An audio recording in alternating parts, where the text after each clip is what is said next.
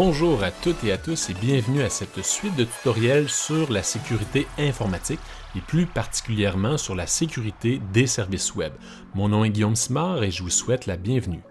Aujourd'hui, le balayage, l'analyse ou le scan. On va utiliser OWASP Zap, qui est un outil qui nous permet de lancer des analyses sur des sites web, mais aussi sur des services web. OWASP Zap, c'est un logiciel gratuit offert et développé par la communauté OWASP, la communauté de sécurité informatique. Vous pouvez donc aller sur le site officiel et télécharger pour Linux, pour Mac ou pour Windows une version de OWASP Zap. Et là, ce que je vous propose de faire, c'est de vous présenter les étapes de façon théorique, puis par la suite, je vais faire une démonstration directement dans le logiciel. Donc, vous avez téléchargé, vous avez lancé OWASP, et on va devoir installer de nouveaux modules. Parce que de base, OWASP est fait pour analyser des sites web, et nous, on est en mode service web. Vous allez donc aller dans le menu Aide, Foire aux modules, et vous allez pouvoir ajouter un nouveau module qui se nomme Open API Support. Vous allez l'installer et mettre à jour tous les autres modules. Open API Support permet d'importer une définition de service web. Vous vous souvenez quand on a développé la documentation Swagger? Swagger générait un fichier JSON qui contient la liste de toutes nos routes, tous nos verbes qu'on peut utiliser pour accéder à ces routes-là. Open API Support, lui, qu'est-ce qu'il va faire? C'est qu'il va lire cette définition-là et nous offrir la possibilité d'analyser les différentes routes de notre service web. Une fois que c'est installé et configuré, on va vouloir, comme je l'ai dit, importer une définition de service web. On peut le faire à partir d'une URL ou on peut le faire à partir d'un fichier entreposé sur notre disque dur. Dans ce cas-ci, si c'est à partir d'une URL, vous allez tout simplement spécifier le chemin vers votre documentation Swagger. Puis, une fois que ça c'est fait et que l'importation se fait correctement, vous allez avoir accès à la liste des routes et à la liste des verbes pour votre service web. Donc, si on peut voir qu'il y a une détection qui a été faite, localhost/API/station et on a détecté le verbe delete, get et put. Puis une fois que ça c'est fait, on va lancer l'attaque. Grâce au menu contextuel, on peut cliquer sur un de nos sites avec le bouton droit, faire attaquer et on va lancer un balayage actif. Des centaines de requêtes vont être envoyées à vos différentes routes et des requêtes avec des paramètres bizarres, avec des entêtes modifiées, avec du fuzzing. Donc l'objectif, c'est de se mettre un peu dans la peau d'un hacker puis d'essayer un peu n'importe quoi et voir comment le service web va réagir. On peut voir le résultat ici, il y a des codes 200, ça veut dire que tout s'est bien passé, mais il y a aussi des codes 500.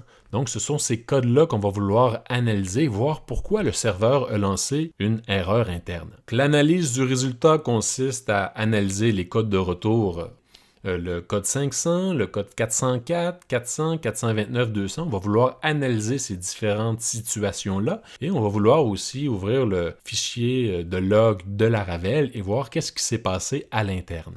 Je tiens à vous dire que ça se peut que lors de l'importation de votre définition Swagger, OWASP vous envoie un message d'erreur. Dans ce cas-ci, j'ai eu Fail to parse Open API Definition. Et j'avais même pas d'informations supplémentaires dans la console. Donc ça se peut que ça vous arrive. Et ce que je vous invite à faire, c'est entre autres d'installer l'outil Swagger-CLI qui va vous permettre de valider votre fichier JSON. S'il y a des erreurs ou des problèmes dans la structure de votre fichier, Swagger-CLI va vous en informer. Vous pourrez donc corriger les erreurs et relancer l'importation. Maintenant, un autre module, le module Replacer. Lorsqu'on va vouloir lancer les requêtes à notre serveur web, peut-être qu'on veut ajouter des entêtes pour chaque requête. L'entête Authorization, l'entête Content Type, l'entête Accept.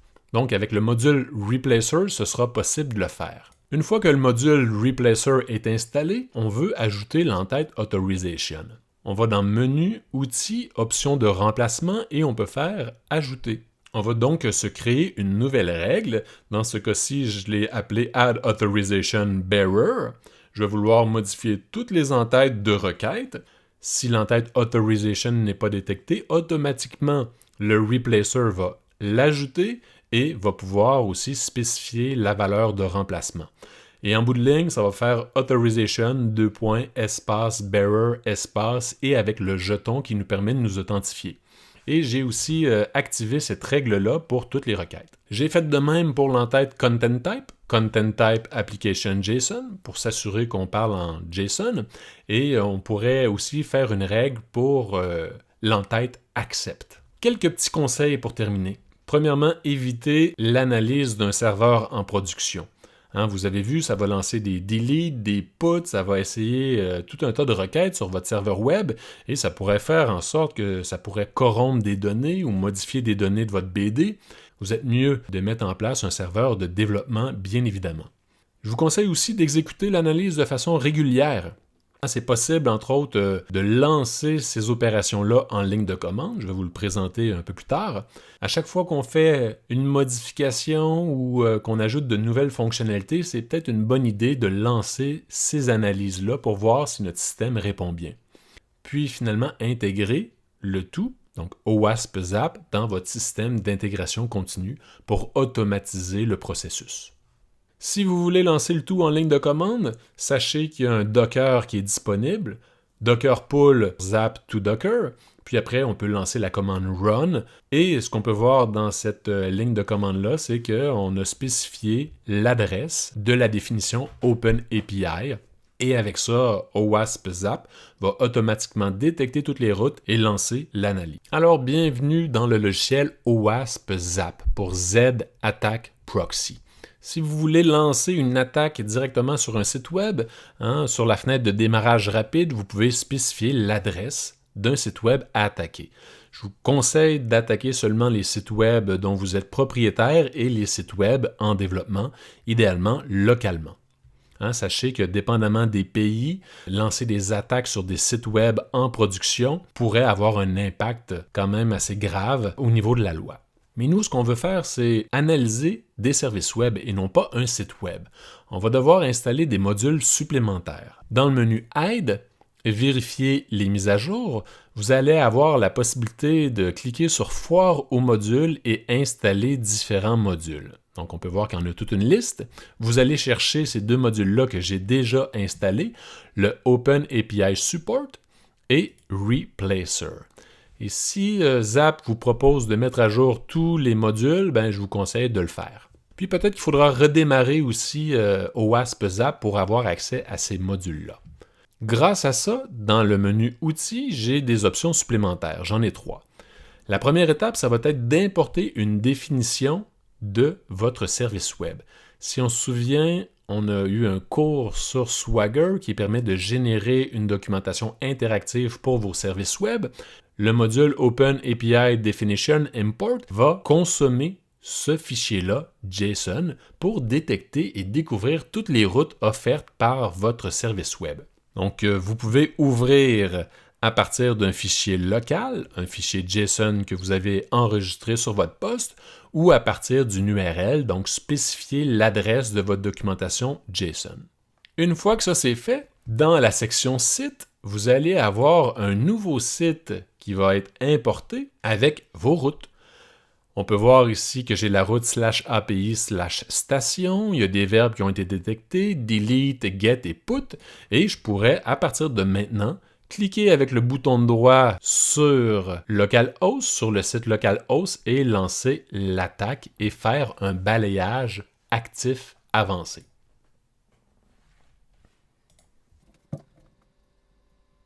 OWASP Zap est en action et ce qu'on peut voir, c'est que le serveur nous retourne des messages, des codes de statut. Je vois passer un 404, un 500, et là, notre objectif en tant que développeur, c'est de vérifier est-ce que le code de statut est le bon. Est-ce que je dois m'interroger par rapport à ce qui m'est retourné par le serveur? Une chose est certaine, les codes 500, normalement, on n'en veut pas. Au niveau du serveur, il faudra peut-être modifier notre code pour s'assurer qu'un code pertinent soit retourné au client. Au niveau du 404 ici, si j'appelle localhost avec un nombre aléatoire, est-ce que c'est normal que ça me retourne 404? On pourrait dire que oui. Puis de votre côté, peut-être que ça ne donnera pas le même résultat. Parce que avant de lancer l'analyse, j'ai configuré des entêtes. J'ai utilisé le module Replacer pour pouvoir ajouter des données dans mes requêtes. Donc si je clique sur une de ces requêtes-là, je clique sur requête ici, je vais voir qu'il y a des entêtes qui ont été ajoutées. L'entête Content Type, l'entête Accept, et on peut voir qu'un jeton a été ajouté, donc avec l'entête Authorization Bearer. Par défaut, OWASP Zap n'est pas configuré pour ajouter ces entêtes-là. Utilisez Replacer pour le faire. Je vous montre comment. Dans le menu Outils, vous pouvez aller dans Options de remplacement et vous allez ajouter un Replacer. Dans ce cas-ci, j'en ai 3 que j'ai activés. Le premier, c'est pour ajouter l'entête Accept. Donc, on spécifie un nom significatif. Dans les choix, on va dire entête de requête sera ajouté si non existant. On veut ajouter cette entête-là. Quelle entête? L'entête accept et avec la valeur application JSON. Et on veut l'activer. Donc j'ai fait ça ici. Pour le content type, exactement la même chose, un nom significatif. Et finalement, un petit peu plus complexe, le authorization bearer. Add authorization bearer. Encore une fois, je veux ajouter si ça n'existe pas.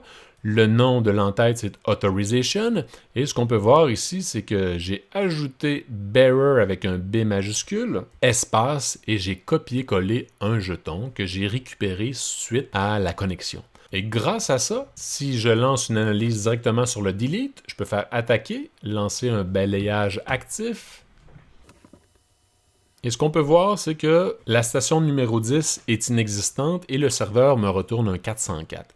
Mais si je n'avais pas ajouté ces entêtes-là, j'aurais sûrement eu un 401 puisque je ne serais pas un utilisateur authentifié. Donc on peut faire le test.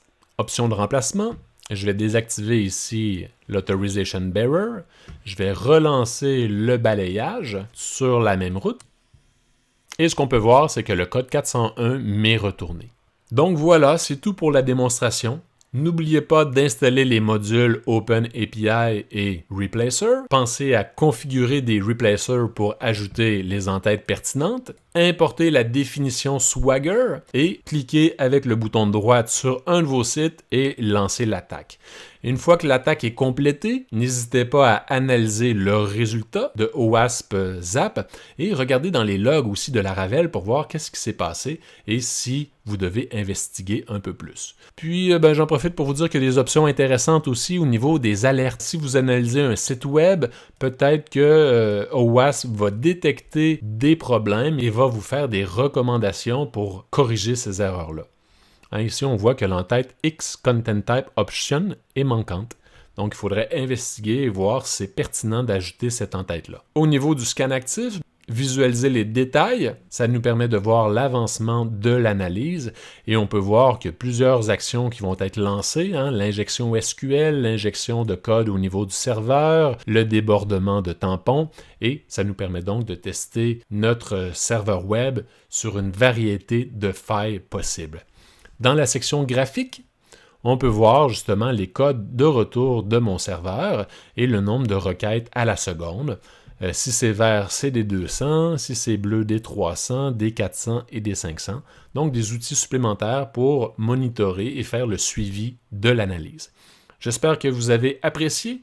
Donc c'est à vous maintenant d'installer OWASP et de lancer les scans sur vos sites web et vos services web. Pour terminer, je vous incite à découvrir nos différentes plateformes, le site web atomrace.com, sur Facebook atomrace.ca, sur Twitter /atomrace et sur YouTube, vous pouvez utiliser le moteur de recherche et chercher Atom Race.